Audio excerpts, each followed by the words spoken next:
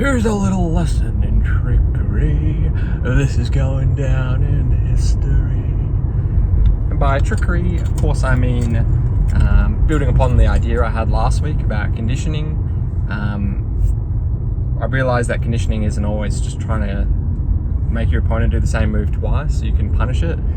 And because that was sort of how I viewed conditioning, I for the longest time, I just did not believe in it. I was like, well, you can't make someone do the same thing twice. They're going to mix it up. They might not even be thinking about what you're thinking about. So wasn't really a believer in it. But then, yeah, last week I had something that sort of clicked into place, kind of changed, reframed my perspective on conditioning. And yeah, now I sort of understand a little bit differently. The way I'm sort of thinking about it is like you're playing in a way that might surprise your opponent, fits a certain narrative, like, oh, he keeps doing this, or why isn't he doing this? Not just what you are doing, what you're not doing can sometimes confuse your opponent as well. If they have this expectation that Wario does something and then you don't do that, or I'm a sort of player that does something and then I don't, it can be a bit puzzling for your opponent as well. And that's sort of while they're thinking about it or they're playing in a subset of moves around the current way you're playing, that's when you sort of break the narrative, do something different, do the opposite of what you were doing, and yeah, that's what sort of leads to your openings, I think. So I think that was definitely something I was missing in my game plan going forward. Is I didn't really know how to bring opportunities out of my opponent. I would sort of just play evasive, play burst range as well. I had a good advantage state, but I was sort of just struggling to sort of make my opponent like break or pressure them or find my inlets. And I think the higher up you go in Smash Bros, the less likely it is your opponent's just going to make a mistake in front of you. Like, they're not going to blunder, they're not going to give you openings for free. So you sort of have to like shimmy them out of it, shimmy mistakes out of them, make them think you're doing a certain thing, and they'll sort of play it not exactly the same way each time around it, but they'll be cognizant, I guess, of what you're not doing. For example, if I keep doing falling aerials on their shield, they're just going to play a certain way around that, whether that's maintaining their shield or dashing back or doing something. And if they think, oh, they can be safe if I keep just pressuring on the shield, then I can do a chomp, tomahawk, something like that. It sort of breaks that expectation. So that's sort of the idea I still have from last tournament. And yeah, I think it's kind of fun because I have been like historically kind of an honest player. I don't do things like whiff in front of my opponent, but a little bit too far on purpose to see if they react and then maybe get a punish. I sort of just showed my opponent what I was doing, but I was doing lots of different options to be sort of evasive and like unclear and unpredictable. But now I'm being even more unpredictable as well, because sometimes what I show my opponent is what I want them to sort of play around and then change it up. So I think that's kind of a cool strategic way of like playing the game now, and just kind of keen to test it in today's tourney. We'll just see what happens. Today is actually the last Tuesday tournament. There's been a few at Johnny Fox's for the last month because of an event in Perth, and there hasn't been as many people going to the Johnny Fox's as the usual Planet Royale venue. So yeah, obviously not as good. I want to verse more people, get more experience, but at the same time, like, it's sort of good to use these brackets as a chance to experiment with this idea, see what happens, let it flourish, and go from there. So yeah, we'll just see how today goes. I don't really care about the results as much today because I'm sort of going into it with an idea of what I want to do anyway. So let's just see what happens and take it from there. All right, gotcha.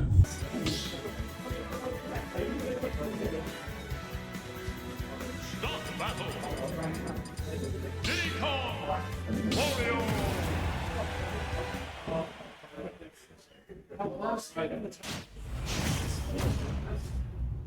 Yay! 3,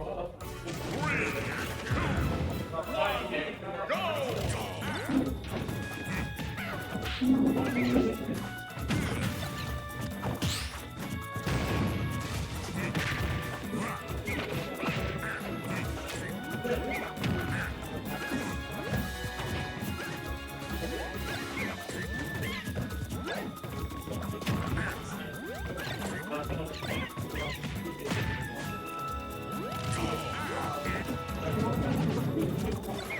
I'll wait for the 5 so this goes back to.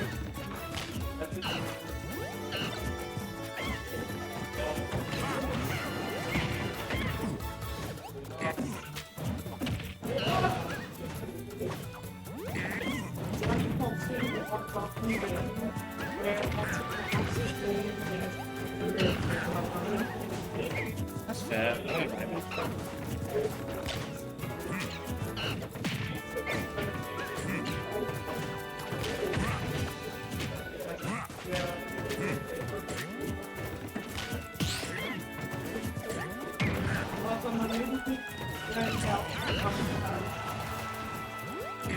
Fair. I guess it.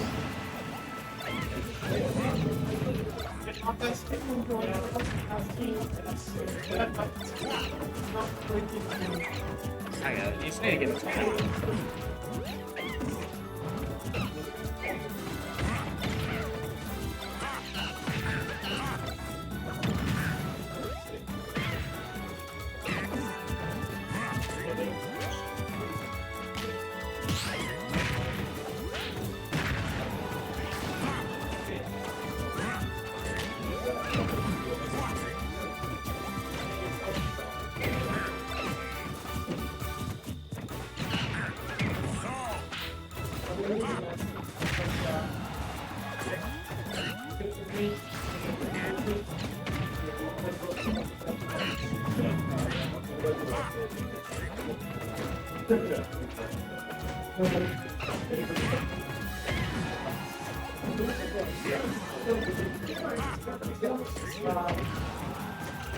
Jafar, scoreline.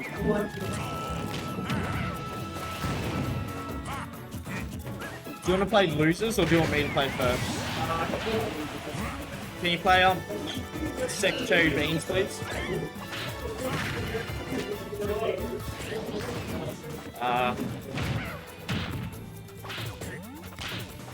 Chilo, can you play Jet Lad for me, please? Actually, I'll get you guys a stream. Can I get Cracked Bird versus Diddy Man? Nothing than you. Jaden, I'll get you versus Seth on stream.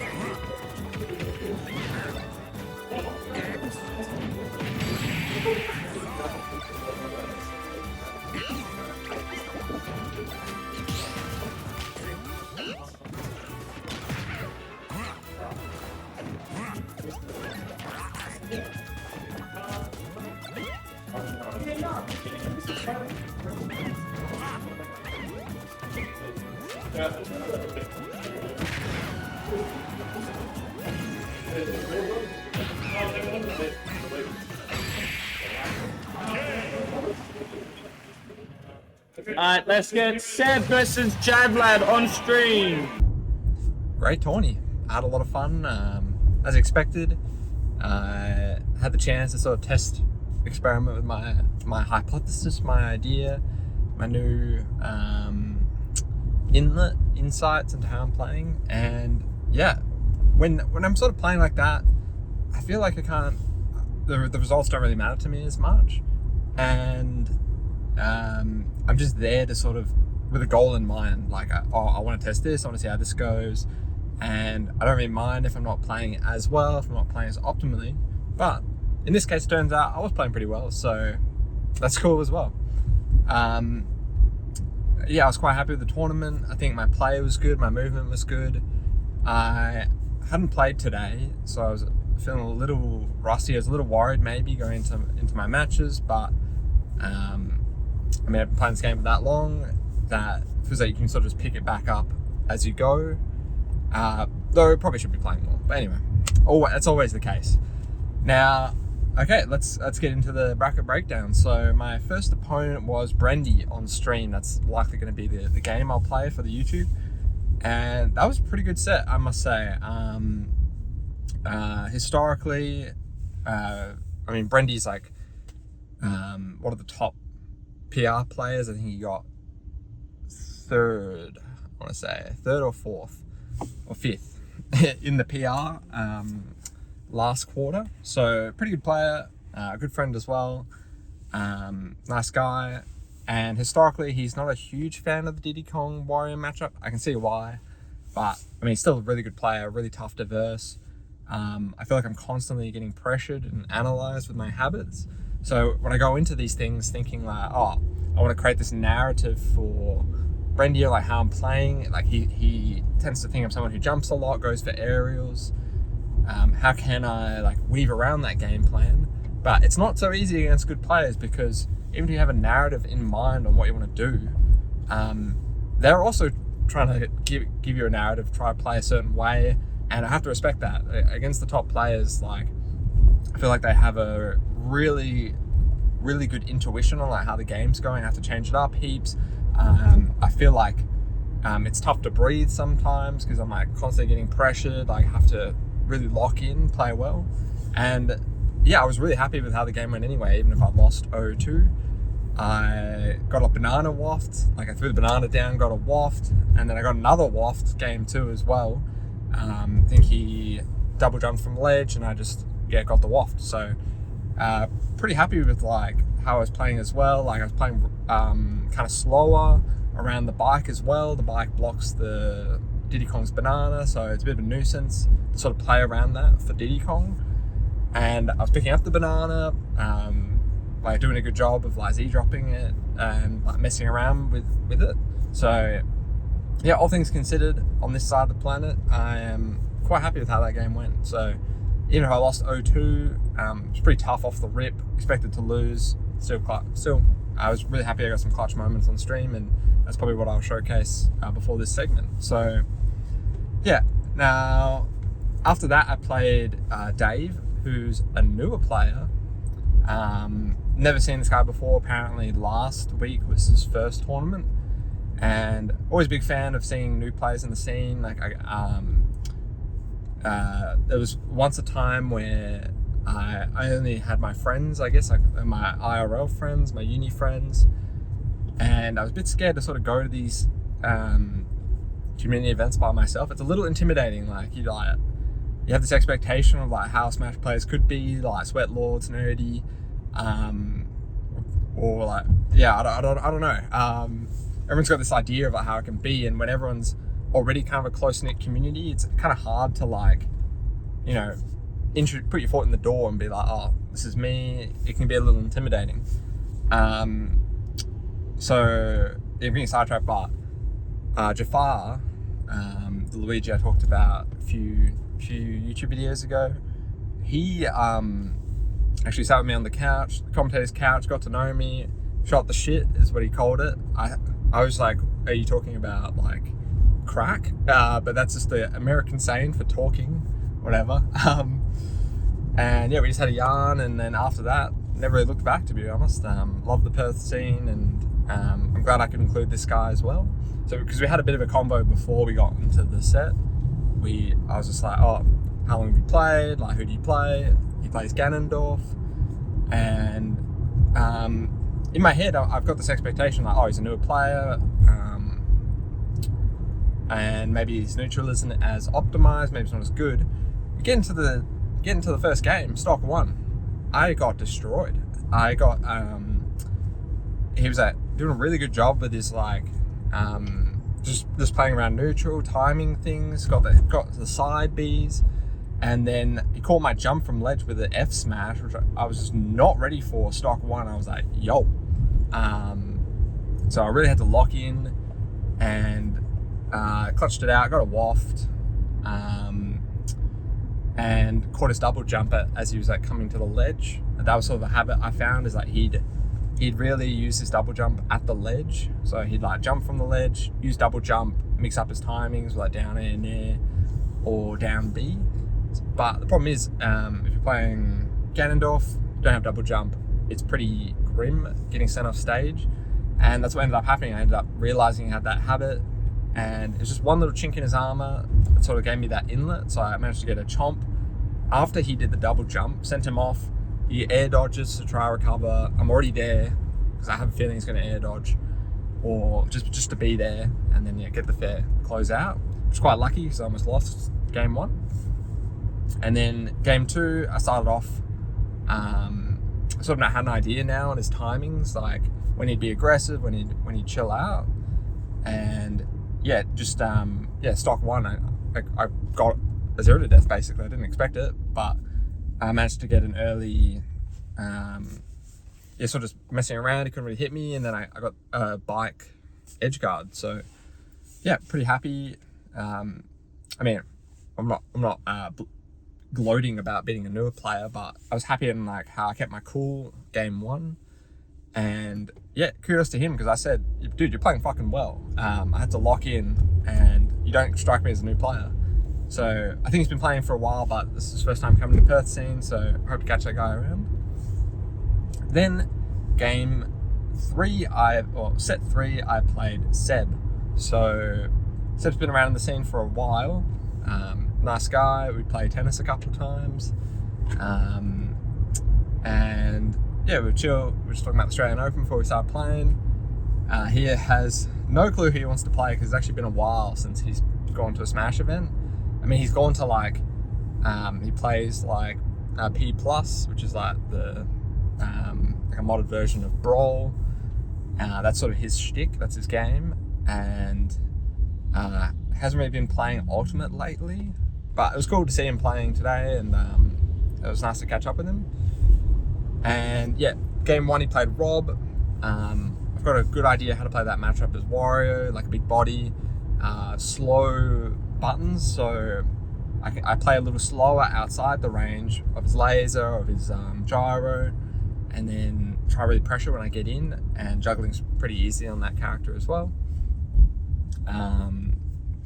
And I don't even know how I got the waft, but anyway, so I managed to win game 1, found this double jump back air to close out. In game 2, he switches to, I think, his main. He hasn't really been playing mains, but his historic main is solo Charizard. Fucking scary, I must say. He killed me twice with the side B. So he did one thing where he got a nair at like 70%, sent me into a tech chase, wasn't ready for it, side B'd me. I was like, whoa. And then last stock, he absolutely grinded the shit out of me. He like, I can't remember exactly what he did, but he like clipped my double jump with the fair, sent me onto the plat, and I neutral got up. He grabbed me, threw me back aired me, and I was like, oh. And then I just died at Town and City at like 40%. So I did get a little robbed, but kudos to him. Like he fucking clutched out last stock. Like he was a huge percent, but I just couldn't kill. And then game 3, that one was a little bit less chaotic. Just built a big lead, stock 1, got a waft stock 2. After he did, I think he just did try to do an uppy out of shield, but I just drifted away, so he didn't get. He like did it, but didn't catch me. Got the waft, and then just managed to get like another double jump back air, set edge guard, clip him. So yeah, quite happy about that. Could have definitely lost, so I was glad with what I was doing. And then final game I played Azrael. So historically I've done a decent job against Azrael, but he's kind of known to be a little bit of a rager in the scene. At least he was. And that was what I would play into when I was playing him. I'd make my small leads bigger because like any mistake of his, he'd like start getting a little disrupted, start not play as patient anymore. And like that was sort of my inlet. But over the last, I don't know, a couple months, maybe a bit earlier than that, he's been really calm, collected, methodical, and that's scary. I should have mentioned he plays Incineroar, so it's a scary character when like Incineroar is playing cool and calm. But I also was playing pretty cool and calm. I think I was doing a really good job at conditioning that game, because in the past, what I think I'd be gullible of is like, he tends to chill under like let's say we're playing PS2, he tends to chill under the platform and wait for me to come forward to mess with him, and then he dash back, start something. And it's it was historically really hard for me to overextend, but I kept doing it. I didn't really know how to get something off him doing it. So what I started to do is I'd like dash in, run back, dash in, backflip back, dash in, oh, this time I went in. So just sort of disrupting his rhythm that way. Like I was saying, I had this narrative of, okay, I'm trying to tease you out. I want you to overextend, but then I overextended, like just changing up the narrative. And then there'd just be times I wouldn't do anything, get him to make a mistake, try to punish it. But overall, yeah, really happy. I got some good edge guards, good kills, really good wafts for most of that. I think I got a waft with punish. I got an F2 frame on his recovery, which I'm like, damn, I can't believe I timed that. And yeah, all 3 games were last stock, last hit, which I was really happy with, because he was playing well. He beat Will, one of the PR players, and he was playing really well. So the fact that I even took a game and I brought most of the games to last stock, getting edge guards with the bike, for example, just like timing it so it hit his up B, startup, and yeah, I can't remember. I got a really nice waft. I